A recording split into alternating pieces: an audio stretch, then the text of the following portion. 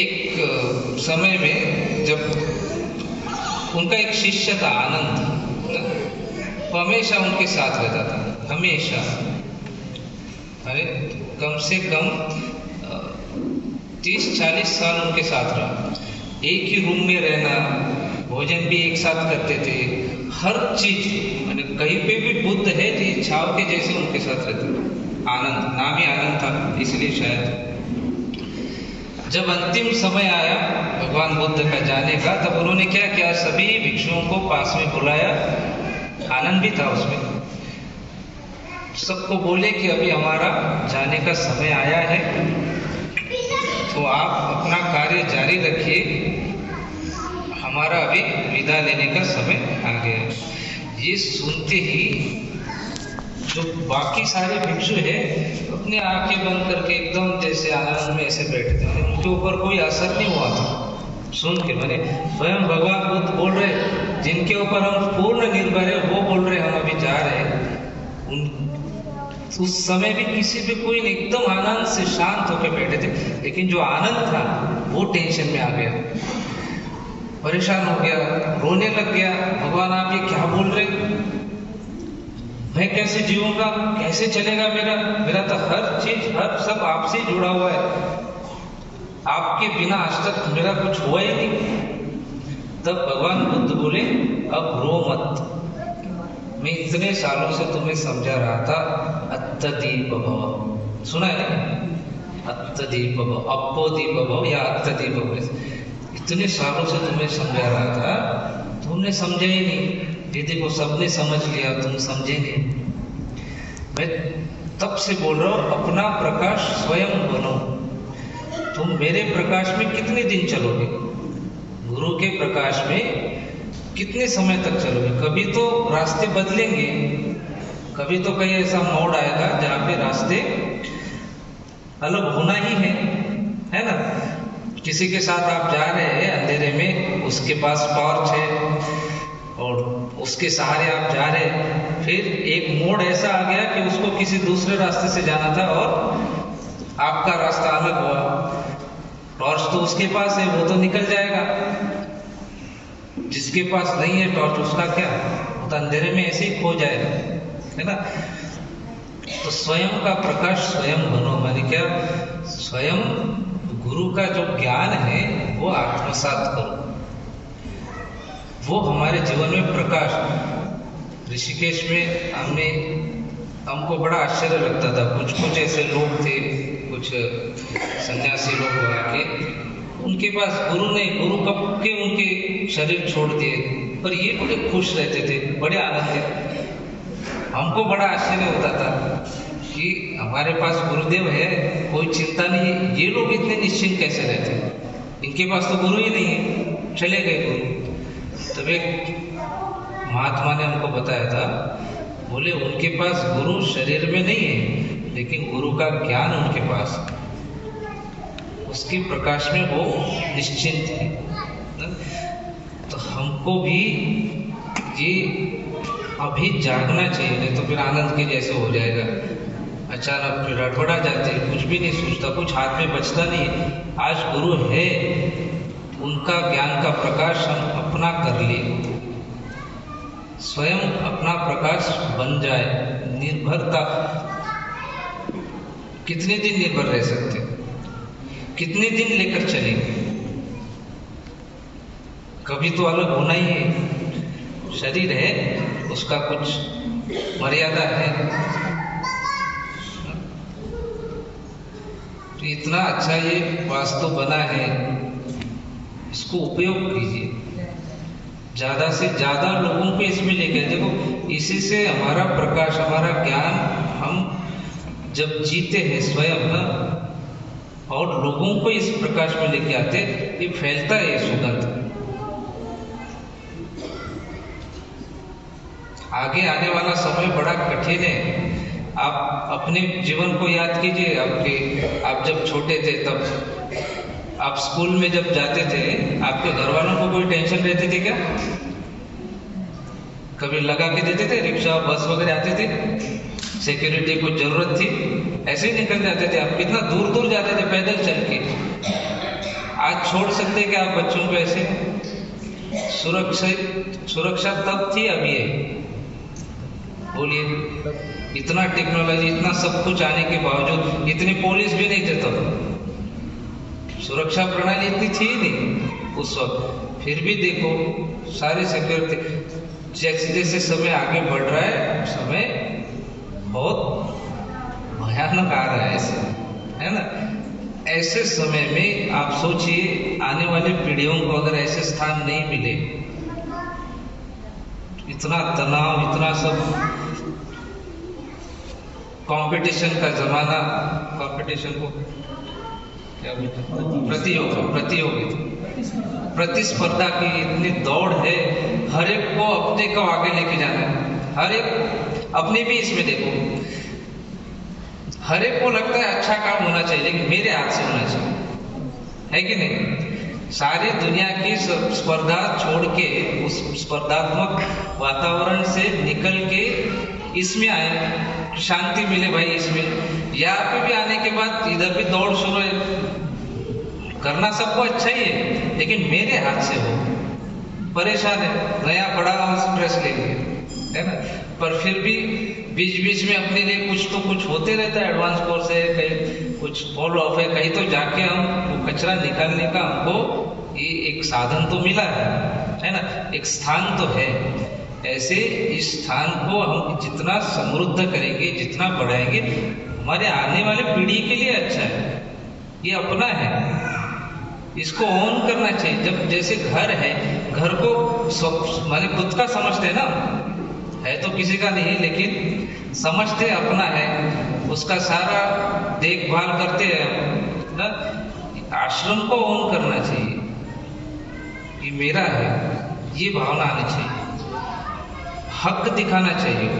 लोगों से जब आप बात करते, वो भाव आपके अंदर से दिखना चाहिए, मेरा है, हमारा है। इनवाइट करते ना हम घर पे लोगों को, ऐसे से ज्यादा लोगों को जोड़ो। और आप याद रखना, फुटफॉल्स जब बढ़ते हैं, लोगों का आना जाना किसी स्थान पे, उस स्थान का महत्व बढ़ता है।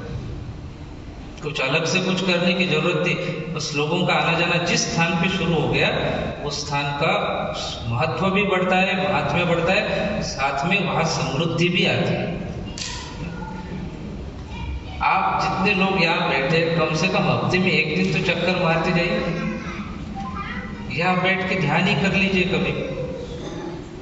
इतना अच्छे से बनाया, सब सोच समझ, श्री यंत्र है ना ये, उसके नीचे बैठिए, कहीं तो आपका कुछ राशि वगैरह देख के, इधर है ना ऐसे, उधर बैठ के अपना ध्यान करो। दुनिया भर की परेशानियां है, सब सुबह नहीं हुई तो लगा रहता है कुछ, तो कभी तो एक दिन आके इधर खाली करो। गुरुदेव स्वयं आके गए यार, उनका स्थान है, स्थान होता है ना देवी का स्थान। जैसे शक्तिपीठ में जाते हैं लोग, ज्योतिर्लिंग में जाते हैं, क्यों जाते हैं? शिवलिंग तो हर जगह है, ज्योतिर्लिंग में क्या जाना जरूरत है? वो स्थान है, कुछ तो होता है इसलिए जाते हैं, ऐसे ही नहीं जा रहे, सब खर्चा करके जा रहे तो कुछ तो है, तभी इतना खींचे चले जाते हैं उधर। ऐसे ये स्थान है गुरु का, यहाँ आके आप बोलिए जो परेशानियां कुछ लिखो, लिख के डालो इधर। अब देखो उससे छूटोगे, नहीं तो ऐसे भर के रहेगा, सब ऐसे जमा रहेगा आपके, इतना जीवन ही भार लगने लग जाता है, फिर मुश्किल लगता है। इच्छा होके भी उसमें से फिर निकल नहीं पाते।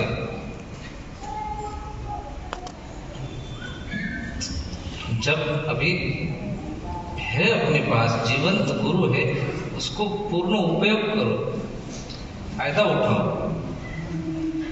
वही जीवन, बस वही अपना रूटीन में वही चल रहा है। गाय जैसे चारा खाती है, रोज बोर होती है क्या? वो वही चारा खाती है, एक ही काम है उसको। अच्छा, उसको एक ही चारा पूरे जीवन भर दो, फिर भी वो बोर नहीं होती, अपना आनंद में से खाता जाता है।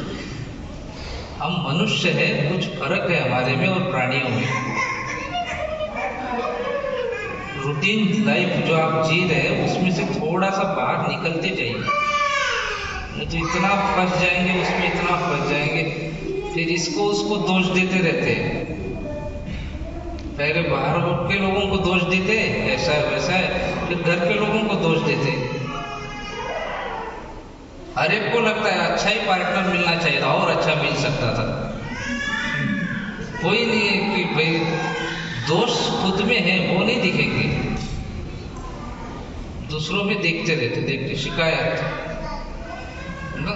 थोड़ा तो कभी धन्यभागी होइए भगवान के प्रति, गुरु के प्रति।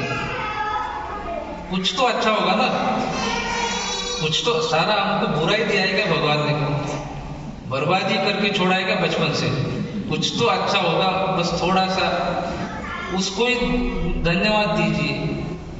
धन्यवाद देने से बढ़ता है। जब हम ऐसे जीते हमको भगवान आपने बहुत दिया है, जब ये भाव उठता है देखो और देते हैं, फिर जिसके पास है उसको और दिया जाएगा, जिसके पास नहीं है जो है वो भी छीन लेंगे।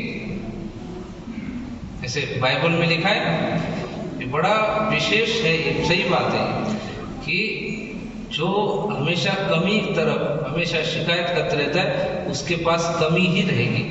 सब रह के भी उसके पास कमी का भाव रहेगा। हनन बोलते ना, हनन ऐसे कमी रहेगी। जिसके पास जो तृप्त रहता है उसके पास और आते रहते हैं। जितने भी महात्मा लोग हुए, भगवान महावीर हुए, बुद्ध हुए, कृष्ण हुए, राम हुए, सब यहाँ यही कि देखिए नाम छत्रपति शिवाजी हुए, तुकाराम महाराज हुए, रामदास स्वामी हुए, ये हमारे में से निकले हैं। ये कोई ऐसे आकाश से टपके नहीं थे, अपने में से ही निकले। इनका जीवन चरित्र पढ़ते बचपन में अपने जैसे ही थे ये सब, अपने से भी बुरे हाल थे इनके। भगवान श्री कृष्ण का जीवन देखिए, जन्म होने के बाद कितना, आप कल्पना करो आपके घर पे कोई नवजात शिशु जन्म लेता है, उसी क्षण उसको बाहर इतना तूफान चल रहा है, बाहर बारिश चल रही है, बिजलियां कड़कड़ा रही है, इतने भयानक माहौल में आप बच्चे को बाहर लेके जा रहे हैं, वो भी इतनी उफनती नदी के बीच में कि कोई गारंटी नहीं है बचेंगे कि नहीं। ऐसा समय तो हम पे नहीं आया ना। सरकारी अस्पताल तो है कम से कम, कुछ नहीं है तो। श्री राम जी को देखिए, दशरथ जी के पुत्र थे, राजकुमार दशरथ जी का इतना ये था, माने इंद्र भी अपना आसन शेयर करता था। इंद्र जिस आसन पे बैठते थे, जब दशरथ जी आते थे तो उनको आसन देते थे। आप सोचिए, इतने बड़े, इतने शक्तिशाली व्यक्ति का पुत्र जो स्वयं राजकुमार है, जंगल जाना पड़ा है कि नहीं? पत्नी को लेके, पत्नी का वियोग भी हो गया। माने उन्होंने सपने भी कभी सोचा होगा हमारे ऊपर ऐसे दिन आएंगे, इतना सब राजमहल, सारे इतने नौकर चाकर, इतना लग्जरी लाइफ सब छोड़ के जंगल में जाके कुटिया में, झोपड़ी में रहना पड़ेगा। सोचा होगा उन्होंने, किया उन्होंने। पत्नी का वियोग हुआ, उसके बाद मिली भी तो फिर से वियोग हो गया। हमारे साथ ऐसे हुआ है क्या? हाँ ना, बोलिए, नहीं हुआ ना। भगवान बुद्ध जिस भी गांव में जाते थे, लोग पत्थर मार के भगाते थे। बहुत समय लगा उनको उनकी बात लोगों को समझाने में, बहुत कष्ट, कई दिनों तक उन्होंने ये सहा। हमको किसी ने पत्थर मारे है क्या? भगवान महावीर कान में कीले ठोक दिए थे। कील पता है, लोहे का कील, कल्पना करो, कानों में कीले ठोक। हमको तो नहीं ठोका ना किसी ने कीला। तो इन सबके जीवन देखे आप, बड़े मुश्किल। रामदास स्वामी देखिए, शादी से ही भाग गए। सावधान शब्द सुना, संस्कार यही था बचपन से, सावधान होइए जरा खतरा है, भाग गए उधर से। अरे अपने में से ही थे ना वो। हम क्यों इस छोटी छोटी बातों में अटके? कई तो बुनियादी कुछ गड़बड़ है हमारे बीच में, कुछ तो है जहाँ हम ध्यान नहीं दे रहे, उसके तरफ ध्यान दीजिए। एक महात्मा थे, वो अपनी सन्यासी अपने कुटीर में ऐसे बैठे थे, रात का समय था, आधी रात, तो दिए के प्रकाश में कुछ लिख रहे थे। उसी समय वहाँ एक व्यक्ति आ गया, चोर होगा, रात में दरवाजा एकदम कुटिया का दरवाजा ऐसे ही निकलेगा वो, उसको लगा सब सोए होंगे, वो आसानी से आ गया अंदर। जैसे खोला तो देखा तो वो प्रकाश भी है और उधर जगे हुए महात्मा लिख रहे कुछ। अब इसको एकदम खतरा लगा अंदर से, इसने चाकू निकाल दिया। और जैसे ही चाकू निकाला, महात्मा बोले भाई वो चाकू आपको अंदर रखो, या सब या कोई खतरा नहीं तुम्हारे लिए, सन्यासी है, तुमको क्या धोखा है बोले हमसे, रखो बोले। कोई क्यों आए बोले? उसने बोला मैं चोरी करने आया, दे दो बोले जो है। महात्मा बड़े दुखी हुए, आंख में आंसू आए और बड़े आश्चर्यचकित मुद्रा में ऐसे देख रहे थे उसके तरफ। बोले क्या हुआ, जल्दी करो। ये बोले मुझे बड़ा दुख हो रहा है, बड़ी पीड़ा हो रही है कि तुमको ऐसे कौन सा समय आ पड़ा, इतना कौन सा तुम्हारे ऊपर कष्ट था कि तुम इतनी रात में आए, चोरी करनी पड़ रही है तुमको, और चोरी करनी भी पड़ रही है तो किसके यहाँ आए? इसके पास कुछ है ही नहीं, उसके पास है। बहुत पीड़ा हो रही है बोले हमको देख के, बट कोई बात नहीं, भी आई गए, खाली हाथ मत जाओ। वहाँ पे 10-12 कुछ सिक्के पड़े हैं, उसमें से लेके जाओ, ये उठाने के एक तो रखो बोले, नहीं तो कल सुबह हमारे पास कुछ नहीं रहेगा, जरूरत पड़ेगी तो हमको ही नहीं रहेगा, उतना छोड़ो करके उसने लेके जा रहा था तो इन्होंने आवाज लगाई अंदर से, रुको बोले। अब ये फिर से ये किया, क्योंकि इसके साथ तो पहले बार ऐसे सब हो रहा था ना, तो एकदम से डर के इसने रोका और देखा, अरे भाई बोले कम से कम धन्यवाद बोल के तो जाओ, इतना भी तुम में संस्कार नहीं है। जिसने धन्यवाद बोला जोर से और भाग गया। महात्मा अपना जीने लगे जैसा भी। कुछ सालों बाद वो चोर पकड़ा गया अन्य चोरियों में, और जब छानबीन हुई ये चोरी भी उसमें दर्ज थी।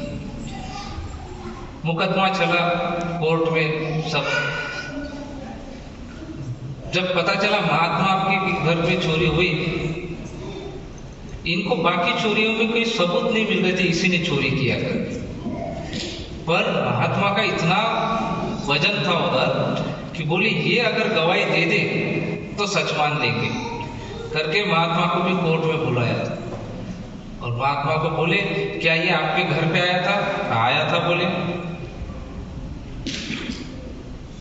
क्या इसने चोरी की? नहीं बोले, चोरी कैसे करेगा बोले। ये एक तो रात के समय में आया था, बड़ा कुछ जरूरतमंद व्यक्ति लगा मुझे, तो मैंने थोड़े से पैसे इसको दे दिए थे, और इसके बदले इसने धन्यवाद भी बोला मुझे। बड़ा अच्छा आदमी है, अच्छे दिल का व्यक्ति है, किसी कोई मदद कर दी इसको तो ये धन्यवादी हो जाता है बोले उसके प्रति। ऐसे बोला, ये वहां से तो छूट गया। बाहर महात्मा को इसने पकड़ा, क्योंकि इसके लिए बड़ा वो विचित्र था। बोले आपको पता है मैं चोरी करने के लिए आया था, फिर भी आपने वहां झूठ क्यों बोला? क्यों नहीं बोले कि हमने चोरी? महात्मा बोले ये तुम्हारी दृष्टि से चोरी करने आए होंगे, तुम हमारी दृष्टि से आए नहीं। मेरे भीतर वो चोरी का भाव ही नहीं, तो मुझे दिखेगा ही नहीं बोले तुम चोरी कर। मेरे भीतर जैसा है वैसे मुझे वही दृष्टि वही दिखता है। हमको भी भीतर से शुद्धिकरण करना पड़ेगा। जो अपने भीतर है वही हमको बाहर दिखता है, और वैसे हमारे साथ होता है। तो ये सब ध्यान प्राणायाम ये सब करने से क्या होता है, अंदर से सफाई होती है। बाहर से आप नहाते हैं ना रोज, हाँ ना, ऐसे मत देखिए, बहुत खतरनाक दिखता है यहाँ से, आप कल्पना नहीं कर सकते, है ना। तो नहाते हैं ना, तो उसमें भी आपको कोई ऐसे विचित्र लग रहा है। तो नहाते हैं तो साबुन लगाते, अच्छे से रगड़ के नहाते, अंदर कैसे धोते, ब्रश वश डाल के डिटर्जेंट उपाय नहीं है। अंदर से धोने के लिए ध्यान और प्राणायाम, इससे शुद्धि होती है, मल निकल जाता है ना। अंदर से शुद्धि होती है तो वो वही फिर हमको अच्छे विचार अच्छे करते हैं, ऐसे ही हमको अभिव्यक्त होता है सब कुछ, जैसे जो भी होता है अच्छा ही होता है हमारे साथ। और एक विशेष बात ऐसी है कि सत्व जब बढ़ता है, कार्य सिद्धि सत्वे भवति, जितना हमारा सत्व बढ़ता है उतना हमारा किसी भी कार्य में हमको यश मिलता है। कोई भी काम आप हाथ में लो, उसको यश मिलना ही है। जितना सत्व जिस व्यक्ति में, उतना जल्दी उसका काम पूर्ण होता है और वो काम समाधान देता है। नहीं तो बहुत लोगों का काम तो हो जाता है, बहुत कुछ मिल भी जाता है, लेकिन तृप्ति नहीं देती। लेकिन हमारे पास सत्व है, सत्व से जो कार्य में सिद्धि होती है वो तृप्ति भी देता है साथ साथ में, है ना। नहीं तो सब कुछ है दुनिया भर का, इतना सारी संपत्ति भगवान ने दे दिया, लेकिन खुशी नहीं है। चेहरे देखो तो लटके हुए, हमेशा परेशान, वो फायदा क्या है, उपयोग क्या है। तो ये, और हमको भी काम में भगवान ही आते हैं जब समय आता है। आदि शंकराचार्य बोले है ना, भज गोविंदम सुना है। सन्निहिते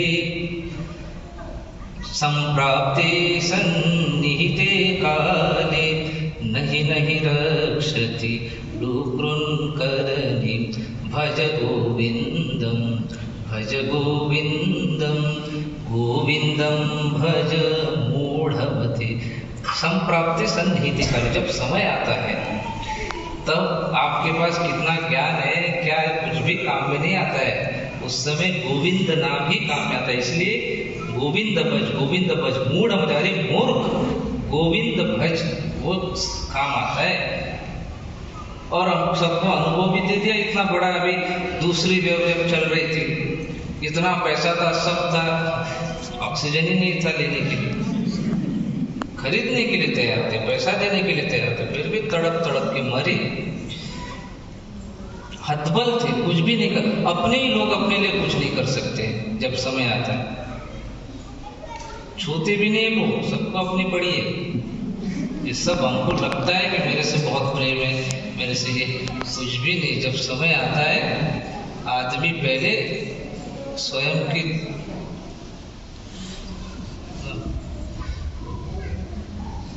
इसलिए अपने ऊपर ध्यान दो, स्वार्थी बनिए। स्वार्थी बने क्या, जो स्वयं का अर्थ जानता है या जानने की कोशिश करता है, तब फिर आप बराबर अपना थोड़ा सा समय निकाल के इसमें स्वयं के लिए थोड़ा साधना करेंगे। 24 घंटे में से 23 घंटे आप जितना संसार में लगाना है, जो मौज मस्ती करना है सब करो, लेकिन 1 घंटा अपने लिए निकालो, भगवान के लिए निकालो, गुरु के लिए निकालो ना। ये बहुत बड़ा इन्वेस्टमेंट है, इसके बदले में बहुत कुछ मिलता है और हमारे पास स्थान है। यहाँ आते जाइए, या फॉलो भी होता है ना, हर रविवार यहाँ सुदर्शन क्रिया होती है, करिए। यहाँ करना और घर में करना बहुत फर्क है। शायद जल्दी पता नहीं चलता होगा करने के बाद, लेकिन है, फर्क है ना। और ग्रुप में जब करते हैं, देखो हर एक का अपना अपना कर्म है, उसके हिसाब से उसको जब अनुभूति होगी तब होगी। लेकिन पूरे ग्रुप में अगर किसी के थोड़े कम कर्म है, उसको जल्दी कुछ अनुभव हो रहा है, जब ग्रुप में साधना करते तो वही अनुभव सबको हो जाता है उस दिन। इसलिए एक दिन कम से कम सप्ताह में आके बैठिए, करो, थोड़ा सा श्वास ही लेना है, छोड़ना है, और तो कुछ करना नहीं। और देखो लोगों के पास है ही नहीं ऐसा स्थान। इतने सारे गांव, 7 लाख गांव है भारत में और इतने सारे शहर है, कहाँ है सबके पास? हमारे पास है। और आज ऐसी स्थिति है कि हम आते तो कम से कम यहाँ जगह मिलेगी, एक समय आएगा तो वो भी नहीं मिलेगा। तो कम से कम अभी है तो आराम से बैठ के कर सकते ना, ऐसे अपना पूरा आसन वासन डाल के। एक समय आएगा जो ऐसे बैठेंगे, फिर ऐसे बाहर बैठना पड़ेगा। तो हम सब उपयोग कीजिए इसका, करेंगे? हाँ ना? आएंगे कम से कम हफ्ते में, महीने में 1 आध बार ऐसे घूमने के लिए आ जाइए। आपकी यहाँ छाव भी पड़े तो बहुत बड़ी बात है, ठीक है? वो भी ये भूमि के लिए आशीर्वाद है, समझ?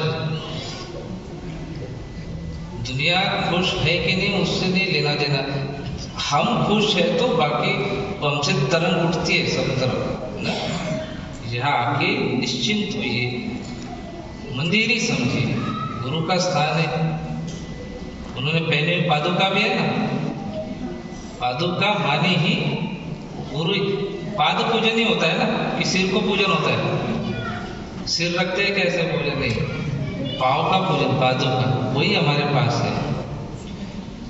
तो स्वामी समर्थ देखो कितने साल हो गए, उनकी पादुका का भी महत्व है ना, कुछ है उसमें, इसलिए मिलता है। अपने पास पादुका भी है, जीवंत गुरु है।